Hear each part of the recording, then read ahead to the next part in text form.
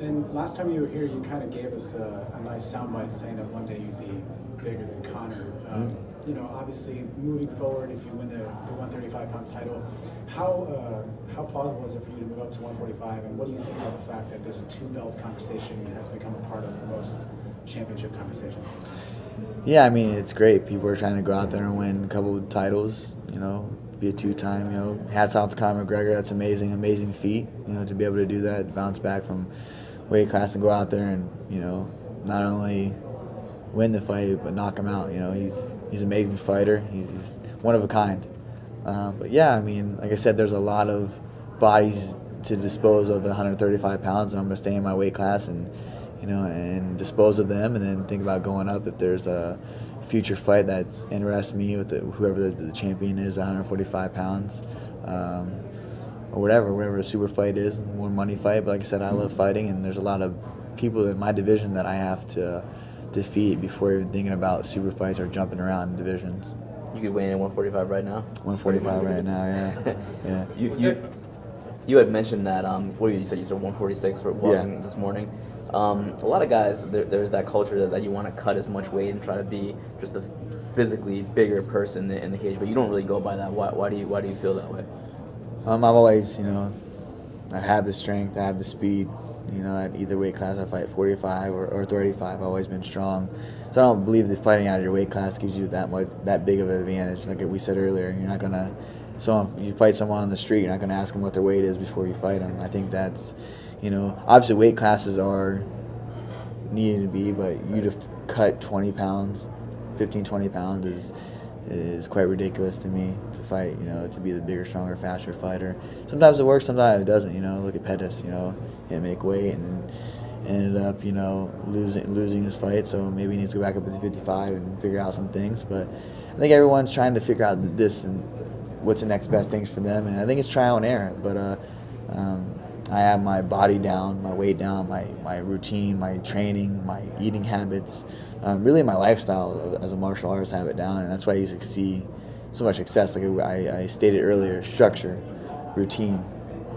That's when I do the best, and I have been this year really focused and set on what I want to do. I was tired of seeing everyone in my division build these names, and I'm sitting here, you know, getting my debit card declined, you know, trying to buy a coffee. You know, I was hungry going to the gym, you know, and all these guys are making these names and winning these $50,000 bonuses. I'm like, man, I want to fight these guys. I was asking to fight them since day one.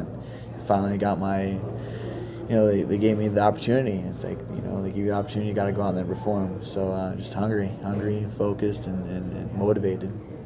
What's a guy like you make of, you know, Conor and Ronda? I mean, in a way that you want to be that great, but there's also like some cautionary tales to it, and seeing how Ronda's kind of behaved as if she's burned out a little bit, and Conor now kind of bickering with the UFC over money and stuff like that. What do you make of that? A guy like you make of that? Being on that kind of superstar level, or the money, or what, I mean, what area? When you get that big, look at what happens. I think staying humble. And that's the thing, you have to stay humble. You have so many people pointing in so many directions, so much money thrown at you, so many offers. You know, just staying humble and staying, what got you here is being in the gym, training hard, the routine, the structure. And keeping that routine, structure, and humble is going to keep you at the top. That's what I believe. I mean, like I said, you don't know what they're going through.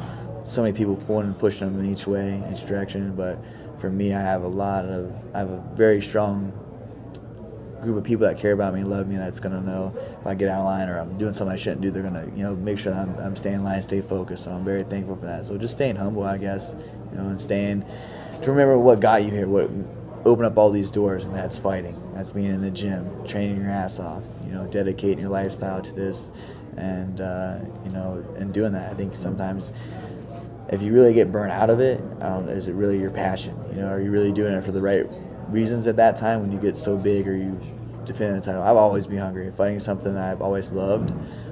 Even I could never walk away from fighting. You know, she's probably gonna have to pull me away from it. You know, or my coach or teammates. But like I said, I'd like to have a send off like Uriah. That'd be amazing. You know, he's had a great career. He gets keep his brains, keep his smarts, and go into different business. And he does so many different things outside of fighting. So I would say structure, staying humble. When did you fall in love with fighting? Like, is there a moment you go like, this is what I'm gonna do? Yeah, I mean, as a kid, I had a brother that was 10 and a half months older than me, and I remember just always fighting with him, and we lived in the country, and like stick fighting, wherever we fought. I mean, I just loved it. I was like, man, like it was a rush, an adrenaline rush. Like I don't know if it was so we didn't get caught by our mom and get our asses beat or what, but there's always that rush of fighting that I always loved, and having an older brother like fighting him, I don't know, I just always fought. It was a norm for me. I always saw fighting in my life. That's all I've known was fighting. I've seen fighting, in some ways I shouldn't have seen fighting, but always around fighting is something that once I controlled all that and put it into like a positive light, like instead of street fighting, getting fights at school or wherever in the bars or clubs or, getting stabbed, I kind of like, it took me a couple of times, growing up to realize like, man, this is fighting. You can do something with fighting. But my whole life I was told that fighting, I would never amount to nothing with fighting. It was my teachers, my coaches. But it was always felt like what I wanted to do was fight. And, so, yeah, I've always loved fighting since I can remember, since a kid.